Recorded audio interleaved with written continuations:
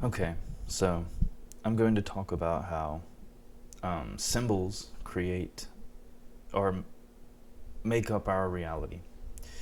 In school, which is the first place that we essentially have memories, because we are placed in there as soon as we become conscious enough to create or be an individual. We are placed in there so our parents can go to work or be free of us, which is essentially just people giving away their children because they are they have been run until they're exhausted and can't even spend time with the people and little ones that they love. They see them as like exhausting or as a burden. So as children, we are assigned to a school. And in this school, we are taught how to be. We unlearn everything that we knew and know and what was natural to us. And we're taught that that's bad and wrong. Even though they don't come out and always say it that way, they always try to sugarcoat it. Essentially, we are subconsciously brainwashed into thinking what we thought is unacceptable for society, and this school knows best, and we must listen, and we must get a good grade in order to be accepted and acceptable. And if we have low grades, we are unacceptable, and they fail us. So, and our parents have done that just because they were taught the same thing. It's generational trauma, essentially, and we're taught that it's normal and it's the way that it has to be. There's so much depth to this, and I'm going to start with symbols. So, the way that we are taught in school is through symbolism. We don't learn it that way because symbols aren't used as, or never a subject in school, because we're taught that it isn't just a shape or a symbol with holding an idea that expresses a abstract thought or idea. We are taught that this is how it is and what it is. And when through repetition we are taught that the universe or the world is this way. It isn't a decision that we can make to either believe or not believe. We say the word science, and we say science is proven, so therefore it is. Which, to an extent, is true, but to an extent is not true as well, because science can only prove what we can see. And that's why science is constantly evolving. And there are a lot of people out there who worship science as if it's the all-knowing deity of our world. And the way that they bypass it as a religion, and as not as a religion in their eyes, is by saying it isn't a deity. They say those words, and therefore they're better than anyone that believes in religion or the spirit or whatever it is that you want to say is the non-physical, because science worships the physical. And so, okay, symbolism can be expressed in many ways, but the main ways that we understand it is through numbers, through letters, and through words. And these, as you've probably heard before, are just methods of literature and mathematics. And literature teaches us from a young age how to spell. We have to learn what these letters essentially mean, where they are appropriately placed, and it's the same with numbers. But when we're younger, there isn't really we don't have an intuitive understanding of what this stuff is unless we're told by someone else. So that's essentially the programming starting out. And what I've come to realize is that all these teachings are esoteric. They are full of symbolism and full of power, which can be described as magic. So I'll give you a few examples. Um, every we think of letters as children when we're taught these things. We're not taught that the letter A or the letter B or C or D and so forth, all the way to Z, have meanings. We're just told that they're letters, and the only meaning is the word. And then those words are put together to construct bigger meanings. But we don't ever backtrack to the letter itself. We always start with the word. We say, okay, whatever, learn 26 letters, forget about learning what they mean. We're just going to stick them in a certain arrangement, and whatever arrangement they're in, that's what holds the meaning. But in truth, the letter itself holds meaning too, but we're never taught that because our curriculum doesn't let us learn that. It wants us to just accept them and move on. And that's why, in my opinion, the education system isn't really an education system. It's a system of control, of mind control, so that we store the true meaning of these symbols into the back of our head and we don't think about it, and it's just automated. And then the manipulative external meaning is what we're focusing on. And that's why words and even numbers can be manipulated to make you powerful and make you rich. Rather than understanding the true depth to our world, universe, our reality, we are just taught, even as experienced, seasoned scientists, to just try to make a discovery so that you're the one who made the discovery, rather than it be genuine discovery to help humanity. It's never about that. It's either A, to benefit a corporation or company in profit, or B, so that you can slap your name on it and say you discovered it, like Stephen Hawking's, who was, by the way, on the island, just saying. And we worshipped that man for a long time. A lot of scientists were like, oh, he's so smart, he's so cool, he's so awesome. And why? Just because a scientific community told us to. And people can try to pretend that they understand a piece of, what it was that he did. But in reality, it's far deeper than anyone is willing to even begin to learn. They just like to seem smart. So they say, oh yes, I know the name of this scientist and that scientist. And what we're doing is just worshiping humans who are putting their name on things and becoming famous. Essentially the popular kids at school.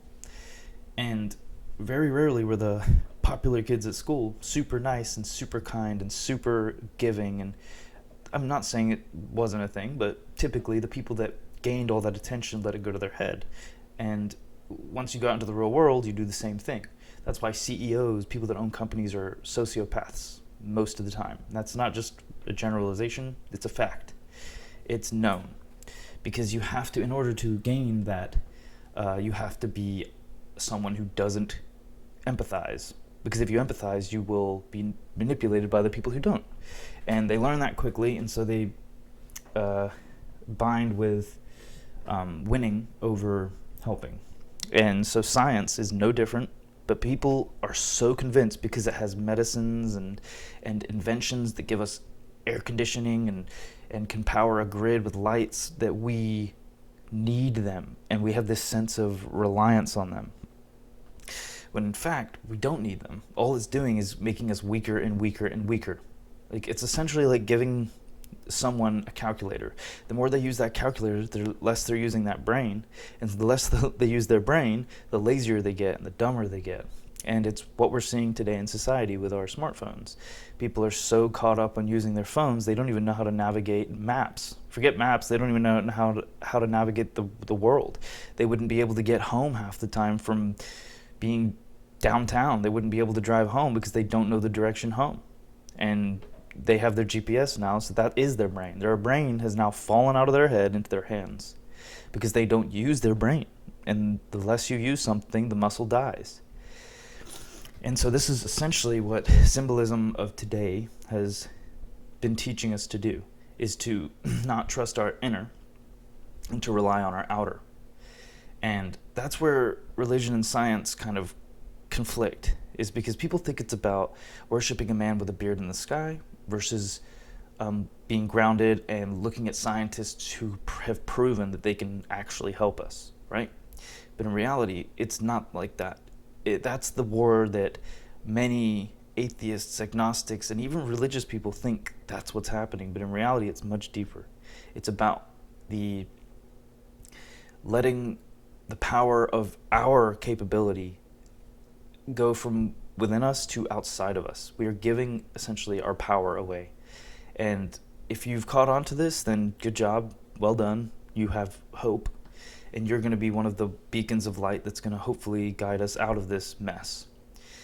Now now I'm done on that little rant. Here's a couple of examples of symbols that these esoteric scientists and mathematicians have written for us. So it's a little out there, so you can judge me you can judge me all you want, but to me, I don't really care at this point, because I have spent many years listening to people who judge and people who are, I thought, smart, and I finally come to the conclusion that they just wear a mask. And even if you're intelligent, it doesn't necessarily mean that you're emotionally intelligent, which means that you have empathy and care about the good of humanity, that you rather just care about appearing good and your image. And I have stopped doing that. So here's a good example. So okay, there's a formula in the mathematical world called Euler's formula. This formula is, I don't have it memorized, so I'm just gonna, because I'm not super smart with my memory. But so e to the power of xi equals cosine x plus I times sine x, right? Just sounds like a bunch of mathematical mumbo jumbo. But in truth, this formula is found in nature. It helps us understand the photon, the light. It helps us understand waves. It pretty much brings together algebra, geometry, and all of that fundamental studies of mathematics and existence that we have been using for years now. So Euler's formula is e to the power of xi equals cosine x plus I times sine x. And the interesting thing is, if you plug in pi to the x, you get I to the power of pi times I plus 1 equals 0. Now, here's the thing. Existence is, x is tens. X as in cross, is as in equals, and tens as in 1 zeros. Essentially, existence is the crossing of ones and zeros. So if you cross ones and zeros, or the logical yes, no, you have existence. And ones and zeros are binary code in computers. And in real life, they are lines and circles.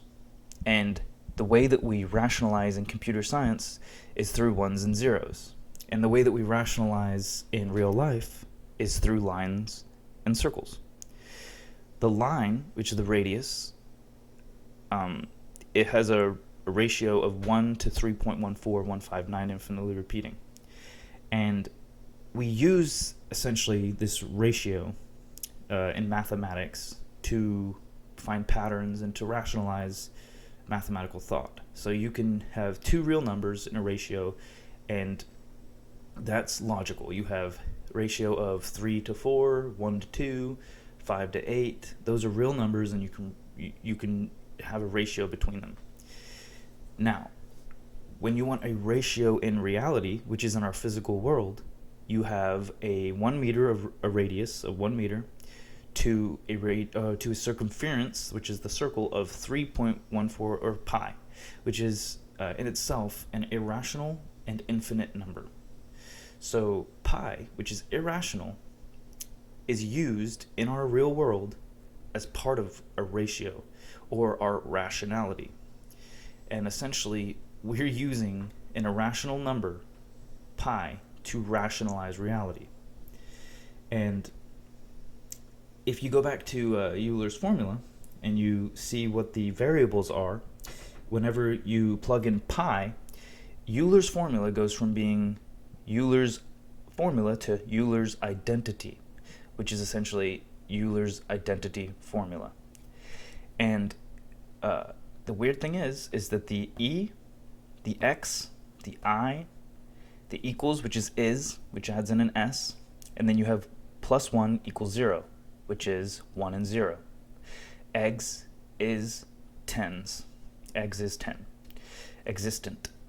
And so it's essentially saying that Euler's identity formula equals existence. The variables that you could plug in for are literally spelling out the word existence. You can look this up on your own. It's bizarre, but it is what it is. The original Euler's formula has a cosine and sine in it. A cosine and sine wave are essentially the sine is the up and down of a rotating circle, and the cosine is the left and right of a rotating circle. And if you take a sine and a cosine and put them perpendicular to one another, because one goes like this, up and down, and the other one goes left and right, and you put them together and you print a 3D image of what they create a double helix. And that double helix is the same shape as our DNA. So our DNA is essentially made up of sines and cosines. And it looks like a spiral staircase, which can be described or interpreted as the stairway to heaven and the stairway to hell. And if you go up the stairway, you go to the head, the top of our head, to heaven. And if you go down the stairway of our DNA, you go down to the heel, which is our hell, which is grounded, which is our animal existence, our animal instinct. Now, if back up a little bit, and you go to Euler's formula, right? Euler is spelled with EU. But if you change that to YOU, which is just to help with your conceptual thinking, and you put YOU, and then Eulers, so it's YOULERS, you can rearrange those letters to your cell, which is yourself. And then you take the letters from identity and formula, you can literally spell out the words your self-identity formula. And it's saying that your self-identity formula equals e to the pi I equals plus 1, e to the pi I plus 1 equals 0. Which, again, if you take the pi and put x instead, pi is for x, it spells out existence. Or Euler's identity formula, or your self-identity formula, equals existence. And the cosine and sine x in the original formula is, when you put them together, the double helix, or the shape of our DNA. Now that we have x is tens, you can rewrite that as x equals 10, right? X in Roman numerals equals 10. Coincidence? No. So you have x equals 10. X being a symbol for, as many people know, Christ. And Christ, and then 10 being the merging of 1 and 0, equals God. Because whenever you separate 1 and 0, you have essentially got Adam and Eve. Eve being the circle, and Adam being the line. You can rewrite this as masculine, or Adam, masculine, or the Eve, which is feminine. Feminine equals 1 plus 9, line plus 9 equals 10. So when you merge Adam and Eve together, and they're not separated, and they don't get kicked out of the Garden of Eden, you have unity with God. But when you separate them, you now have duality, a divided individual, which is essentially the story of our anatomy. Adam and Eve aren't real people that split from each other and talked to each other and got kicked out. They are the story of our anatomy, our duality of existence, because we have a left and a right side of our existence. The left side being the masculine logic, and the right side being the creative side. And that's the masculine, feminine. 9, 1 plus together is 10. 1 and 9 is 10. And so yeah, Together, they're unified, and separated, they are divided. Divided duality, if you take those two words, a divided duality, it can spell out the word individual. Divided in dual. Divided in duality, which is individual. And anatomy, if you take the word anatomy and you split it into, and you rearrange the letters just slightly to not an Adam E, it's Adam and E. It sounds just like Adam and Eve. Again, no coincidence. People that have their eyes closed would assume that's a coincidence, but those of you who are paying attention will know that it is not. And the whole separate is the same as serpent. If you look at the words that create the word separate, it's almost identical to serpent. It's just rearranged with an added N in there. There's always one letter that's added in when you're comparing words that have like dual meaning. Another one is simulation. So simultaneous, right? Simultaneous and simulation are very close to each other. So essentially, the simultaneous existence of our left and right is the simulation. So we are in a simulation. That one I didn't really explain too well, but I don't want to get caught up for too long. But it's important to know that symbols and mathematical formulas, letters, words, and all of that all suggest that our anatomy is the story of Adam and Eve. It also goes into our spinal cord being our spiral cord, which is our spirit cord, spiral, spirit, spinal, spiral, spirit. And the head, which is our head, is at HEA, which is heaven. An even head is essentially heaven.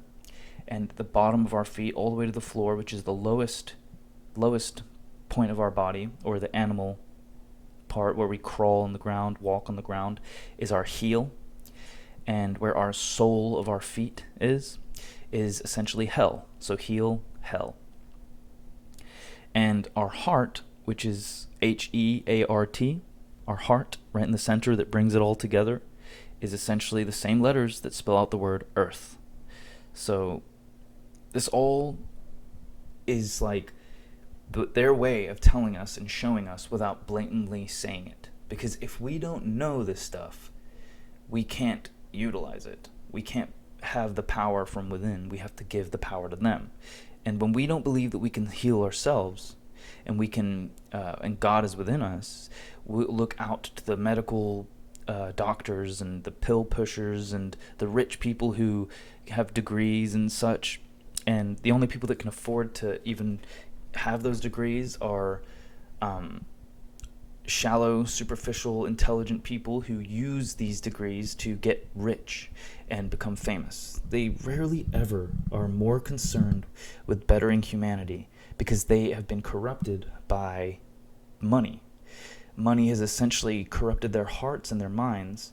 And even if they didn't intend, even if they intended to go out and be good, they weren't aware that money was going to corrupt them. They didn't know that because they fell in love with all the stuff they could buy, the big houses, the fancy food, the restaurants, the nice cars, all this stuff that they are now addicted to is essentially them selling their souls and being bought out, even if they didn't realize that it was happening. And it's just, instead of giving power to the world, you need to take it back and realize that it is not out there that heals you. It is within here. Because the only thing that medical world can do for you is save your illusion, which is your body.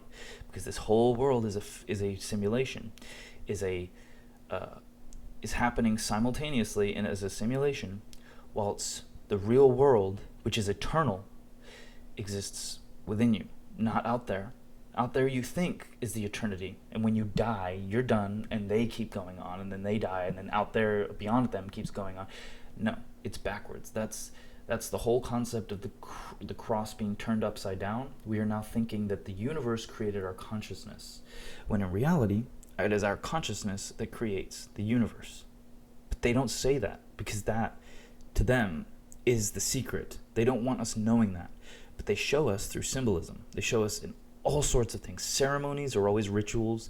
Music videos are rituals. Everything is a symbolic reference whenever to the elites or to the famous people. You either have rich and fame, or you're either rich or you're famous. And then when you're a part of that club, you're always in these weird music videos that suggest all this stuff. But you're never coming out and saying, hey guys, our power is within, God is real, we need to have faith. No one ever says that. They hide it. They'll put it in their symbols because they want to tell us and they want to wave it in our faces, but they want us to accept it subconsciously as a fictional, artistic, no more than that thing, like a beauty, but that's it, not truth. They don't want us knowing it's absolutely 100% exactly what is happening and what God created. They want us to think that it's just a fun, imaginary, fake thing that we're just playing with, when they know damn well that it's absolutely true. And it's important for us to wake up to this reality so that we can take our power back. And the most significant lesson in this Adam and Eve story that is our anatomy isn't that, oh, we understand now that Adam and Eve aren't real people, and Adam and Eve just means our anatomy. No, it's even deeper than that. It's to say that Adam and Eve are our thoughts and our feelings. Thoughts and feelings are made up of our consciousness.